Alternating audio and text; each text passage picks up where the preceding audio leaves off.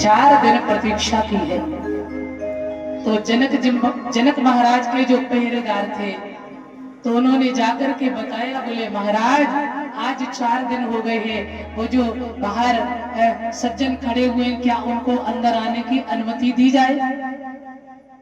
सुखदेव ने भी निवेदन किया कि हमें अंदर आने की अनुमति हो तो आप आज्ञा कीजिए। उसी समय जनक महाराज ने देखा कि बोले एक काम करिए, क्या पहले उस संत के मुखारबिंद को ये देखकर आओ कि कहीं क्रोध तो नहीं है, चेहरे पर कोई झुर्रियां तो नहीं है। देखा जाकर तो चेहरा फूल की तरह खिल रहा है, कोई भी सिकुड़न नहीं है, कोई भी तकलीफ नहीं है, कोई भी किसी प्रकार का मन में लेस मात्र भी कोई परेशानी नहीं है, मुस्कुरा रहे सुखदेव जी। अजी महाराज क्या बताएं, दुनिया में बहुत संत देखे पर ऐसा महापुरुष आज भी मुस्कुरा रहा है, कोई चेहरे पर कुमलाहट नहीं है। तो बोले पहला सर्टिफिकेट पास, बोले अब उन्हें अंदर प्रवेश दो, और इशारा कर दिया, बोले कह दो अभी 3 दिन और प्रतीक्षा करनी पड़ेगी, तब वेदांत मिलेगा, तब आपको सुनाया जाएगा। एक कोने में आसन लगा दिया सुखदेव जी का, बैठ गए। सुंदर सुंदर नवयुवती स्त्रियों को पास में रखा गया।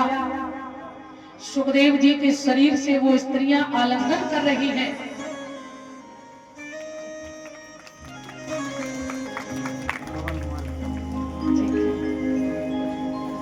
और ये पवन भैया की तरफ से सम्मान है प्रजापति, बहुत बहुत आप सबको बधाई, सदा सुखमय जीवन है। तो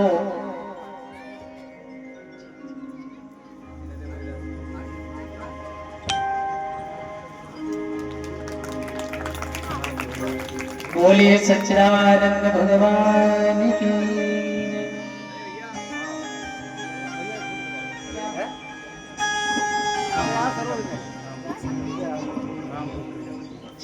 हाँ, और ये 501 रुपए का सम्मान जो है राम रूप प्रजापति भैया जी सम्मान कर रहे हैं, भाभी भी सम्मान कर रही, बहुत बहुत आपको बधाई, सदा आगे बढ़े, ईश्वर से मेरी कामना है।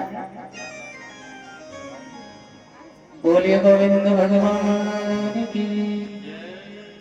स्त्रियां आलिंगन कर रही है, परंतु ध्यान देना परम विरागी संत सुखदेव जी कैसे हैं, आज कई रोज हो गए लेकिन कोई असर नहीं पड़ा है, यूं ही ज्यों के त्यों बैठे हुए हैं, कोई भान नहीं है, क्योंकि सुखदेव ऐसे परम विरागी संत हैं जिन्हें स्त्री और पुरुष में भेद ही पता नहीं है। ध्यान रहे, 3 दिन हो गए। सुखदेव ने मुस्कुराते हुए चेहरे से कहा, जी अपने महाराज से पूछ लो, क्या अब हमें प्रभु की कथा सुनने को मिलेगी, अब हमें वेदांत मिलेगा क्या। तो उसी समय जनक जी को जब खबर की गई है, जनक ने आकर देखा तो स्वयं चरणों में नतमस्तक हो गए, आंखों में आंसू प्रवाह हो गए और कहने लगे, हे सुखदेव जी महाराज हमें क्षमा करना, मैं आपको क्या भागवत सुनाएंगे, आप तो स्वयं भागवत है, आप स्वयं भगवत स्वरूप हैं। और बोले दोनों सर्टिफिकेट पास हो गए। बोले सुखदेव जी ने क्रोध को भी जीता है और काम को भी जीता है, व्यास से भी बड़ी उपाधि है श्री सुखदेव जी महाराज की ध्यान रखना, क्योंकि व्यास महाराज को तो संसार का भान है लेकिन सुखदेव परम विरागी है, इनके अंदर कोई भी बोध नहीं है, स्त्री में पुरुष में क्या अंतर होता है, इसलिए सुखदेव जैसा संत होना बहुत मुश्किल है। अब व्यास जी को पता चला, तब व्यास जी ने ये श्रीमद् भागवत कथा जो है श्री सुखदेव भगवान को श्रवण कराई। तो कहते हैं ना, राम कथा के ते अधिकारी जिनको सतसंगति अति प्यारी, और रामचरित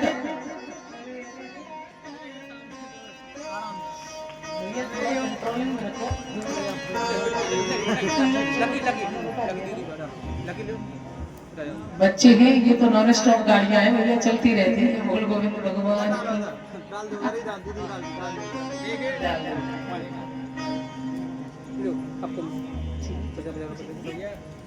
ये सभी भैया लोग और ये बच्चा सम्मान कर रहा है, भगवान से ये कामना करेंगे सदा इसे सर्वोत्ति दे, सदा खूब आगे बढ़े, ये कामना है मेरी।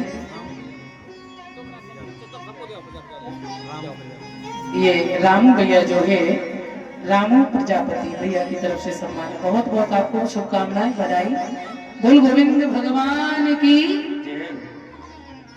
आइए तो श्री सुखदेव भगवान कहते हैं राजन, अब देखो, अब यहाँ इस कथा को सुनाया और सुखदेव जी ने राजा परीक्षित को सुनाई है। तो राजा परीक्षित को जब साप हो गया तो श्री हरिगंगा के किनारे कथा को श्रवण करने के लिए राजा परीक्षित पहुंचे हैं, परंतु सभी बड़े बेचैन हैं, क्योंकि यदि कोई अधर्मी व्यक्ति इस संसार से जाता है तो लोग खुशी मनाते हैं, और कोई धर्मात्मा व्यक्ति यदि जाता है तो सबको टेंशन होती है, परेशान होते हैं। परीक्षित तो बड़े धर्मात्मा राजा हैं, और परीक्षित की मुक्ति कैसे हो इसके लिए सभी कोई न कोई यत्न निकाल रहे हैं। कोई कहता है दुर्गा जी का अनुष्ठान करो, कोई कहता है कृष्ण का, कोई कहता राम का, परंतु ये कोई नहीं समझ पा रहा है परीक्षित की 7 दिन में मुक्ति कैसे हो। इधर निराकार ब्रह्म की समाधि में बैठे हुए थे श्री सुखदेव भगवान। प्यारे सुखदेव जी के मन में ऐसा भाव आया, चलो परीक्षित के पास। देखो, जो भगवान का भक्त हो ना, उसकी सारी देखरेख परमात्मा स्वयं करते हैं। सुखदेव जी चले हैं वहां से। तत्रा भवत भगवान व्यास पुत्रो यद्रक्षा बटमानो नपेक्ष अलक्षलिंगै निज लाभ तुष्टो प्रतिष्य बालरयवधूत वेश। 4 अंगुल की कॉपी है शरीर में। अब लोग सोच रहे होंगे इतना पहुंचा हुआ संत है, इतना परम विरागी है, जिसने काम क्रोध सो दोनों सर्टिफिकेट पास किए हैं, तो फिर ऐसे संत के साथ में तो बहुत सारी भीड़ होगी, 4 आगे 4 पीछे। बोले ना ना ना, नंगा बाबा है, 4 अंगुल की कॉपी शरीर में है केवल, और कोई साथ में नहीं है। पीछे से छोटे छोटे बच्चे जरूर हल्ला करते आ रहे, नंगा बाबा आ गया, नंगा बाबा आ गया, ध्यान दें। और इधर जैसे ही परीक्षित की सभा में श्री सुखदेव जी का आगमन हुआ है, तो मेरे सज्जनों ध्यान रहे, जैसे सुखदेव जी का आगमन हुआ है, देख करके सभी संत मंडल प्रसन्न हो गया और कहने लगा, लो परीक्षित, अब समझ लीजिए मुक्ति आपकी मुट्ठी में है। क्यों? बोले जहां सुखदेव जैसा संत आ जाए फिर मुक्ति होने को रह जाए है? ऐसे महापुरुष के दर्शन मात्र से जीवन मंगलमय हो जाता है। फिर आप तो इनके द्वारा कथा श्रवण करेंगे, आपका अवश्य कल्याण होगा। और आज तो उल्टी गंगा बह गई महाराज। क्यों?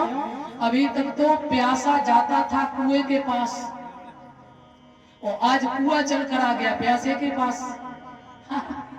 बोले सुखदेव जैसा संत आ गया, फिर अब तो कल्याण होना ही है। सभी संतों ने कहा है, परीक्षित जी अब तो आप इनका चरण बंदन करिए और ज्यादा भी प्रार्थना के चक्कर में मत पड़ना। क्यों? ये ऐसा संत है, ये चला सो भी जाएगा। आप अपने मन की बात कहिए। तो जैसे ही सुखदेव जी को मंच पर आरूढ़ कराया है, मंच पर बिठाया है, परीक्षित जी सामने खड़े हो गए।